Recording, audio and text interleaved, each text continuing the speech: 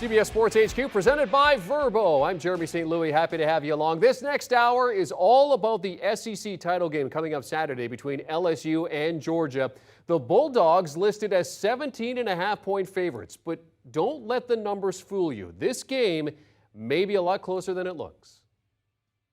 We will have high standards here, and we will fulfill those standards. Brian Kelly arrived in Baton Rouge and wasted no time setting the expectations for his new football program. One with rich tradition and lofty goals, but looking to reestablish itself after 2 straight disappointing seasons. And after just 1 game, it certainly felt like LSU may be in for another rough year. Even members of the media seem to be doubting Kelly's ability to bring the Tigers back to glory. We'll open it up to this late arriving media crowd. I don't think it has anything to do with winning. I think it has to do with being on time. Then the pressure grew after a 40-13 drubbing at the hands of Tennessee in Baton Rouge. But as the saying goes, it's not how you start, but rather how you finish. The Bayou Bengals rattled off 5 big wins since, mauling rival after rival in the process before getting stunned in College Station. But even after that, they still have the chance to be kings of the conference in Brian Kelly's first season. But standing in their way, college football's final boss, the Georgia Bulldogs. A ferocious pack of dogs that has torn through its challengers all season long. Top 10 in total defense and total offense, not a weakness in sight. And in their line of vision, a 2nd consecutive national championship, which no team has accomplished since the playoff era began in 2014. But this just might be the group to do it. I've been proud of what our guys have done, but I'm always looking for our guys to play their best, and our best game is ahead of us. The Dogs seek a dynasty. The Tigers are here to take down Goliath. It's all bite versus all fight. A championship is on the line in Atlanta, and the college football world will be watching on CBS. Let's get into that home field presented by Verbo. And for the Georgia Bulldogs, they're becoming staples of this SEC title game, appearing for the 5th time in their last 6 seasons as their quest to repeat as national champions continues. For LSU, it's their 7th appearance. They're 5-1 in their previous 6, 3-1 against Georgia. That included a 37-10 drubbing back in 2019. For more on how much Atlanta is going to feel like home, let's go to the Verbo house. Josh Pate alongside Dennis Dodd and Barrett Sallee. And just like that, we made it. Atlanta, Georgia, on the road. CBS Sports HQ and Late Kick presented by Verbo. Guys, it seemed like a long season, but then it seems also like yesterday we were just in Atlanta for SEC Media Days because that was a thing this year. So let's take the season in totality and let's cram it down into 1 or 2 sentences. We got LSU, Georgia. Set the scene, man. How does it feel? It feels really good to be in Atlanta. It feels really good to be in Atlanta, and we can openly talk about Georgia repeating, which I thought in the offseason wasn't even a topic.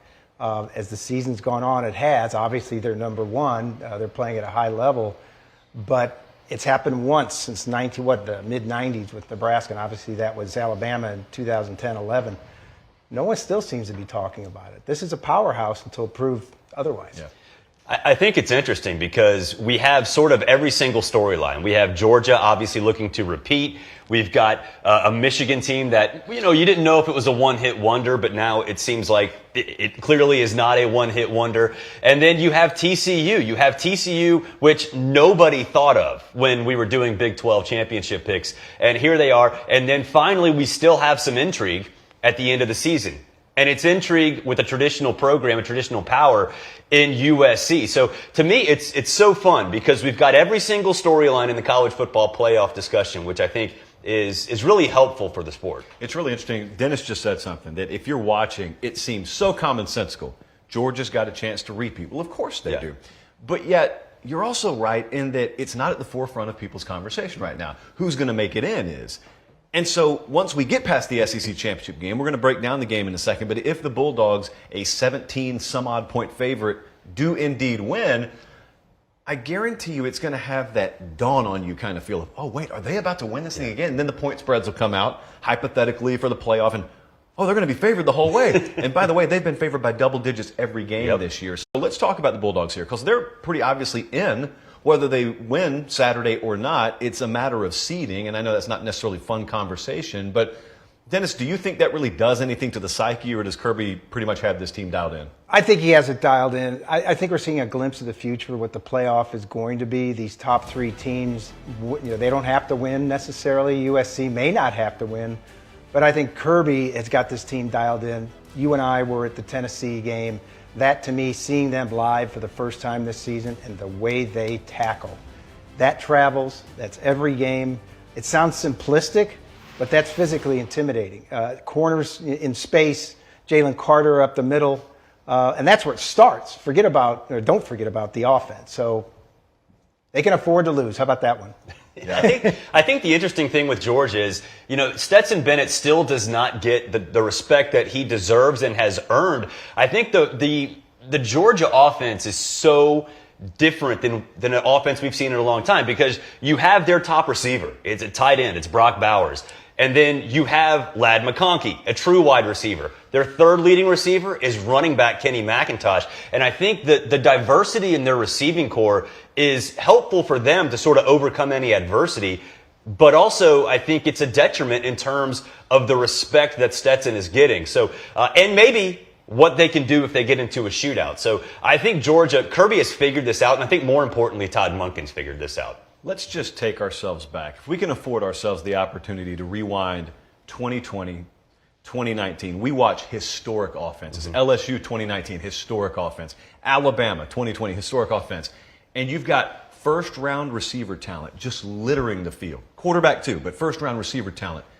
And I remember thinking to myself, the days of this kind of Georgia team being able to run the sport, being able to be a number 1 overall seed or win a title, are long gone. So imagine watching LSU 2019 or Bama 2020 and telling yourself a couple of years from now, there's going to be a team, come from the SEC no less, that is foundationally a defensive team. Their leading receiver will be a tight end, and you've never heard of him right now, but his name's Brock Bowers. Trust me, you'll know him in a few years. And it's Kirby Smart and it's Georgia, and they're doing it. Yeah, what does that sound like? Traditional football. I think the game is coming back to that. One of the takeaways for the season for me this year was that defense clawed back a little. Not only Georgia, but Michigan was number 1 in the country going into that game last week against Ohio State. You have to have more of a balanced offense to attack these defenses. And Georgia is Georgia. But I thought going into the season, that was a generational defense last year. Even if they're in the top 10, which they are, it's going to be okay. Yeah. That's what they're going to be known for. Stetson Bennett, is a guy, by the way, great Stetson Bennett stat, the oldest quarterback ever to play in an SEC championship game, maybe in anyone, at 25 years, 6 months, 1 day. I think they're going to be okay. And they got a quarter-century-old quarterback. Yeah, that's what they have. He's done all right for himself. To me, Georgia has been most interesting because Kirby Smart hasn't done. This is the last piece of the puzzle for Kirby Smart. He's won a national championship. Sustaining a national championship is something that he saw Nick Saban do, but a lot of coaches haven't done that. Ed Orgeron did not do that. Gene Chizik did not do that.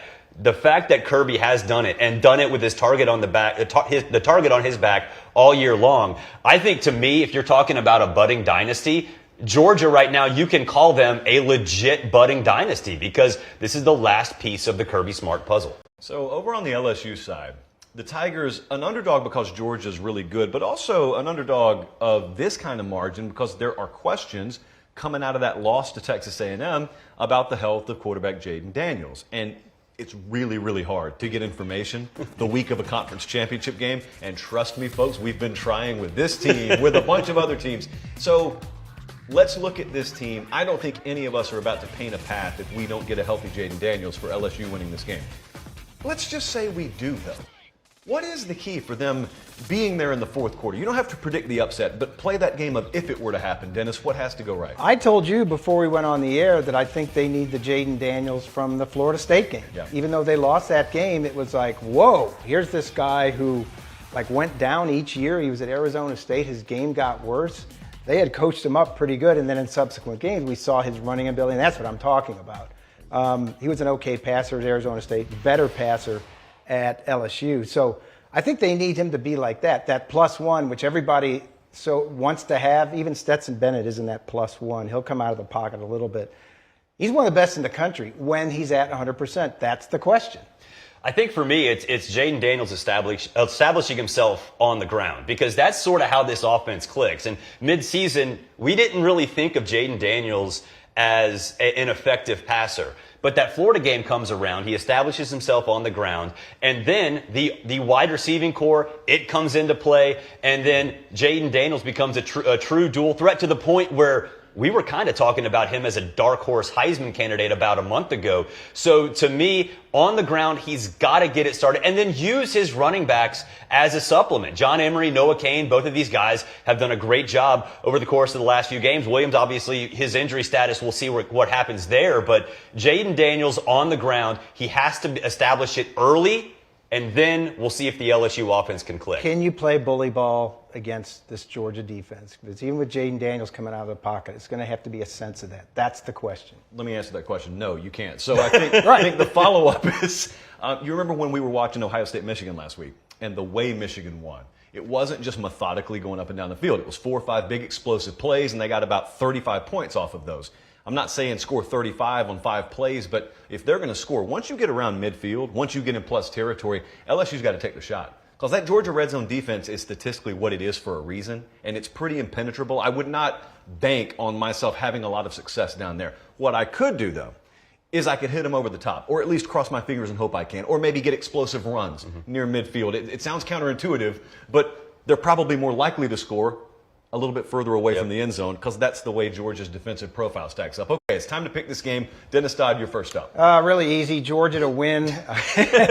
I think that's easy. But I think LSU within the number, because they're LSU. There are too many athletes on the field. I think Jaden Daniels will make just enough plays. John Emery in the backfield.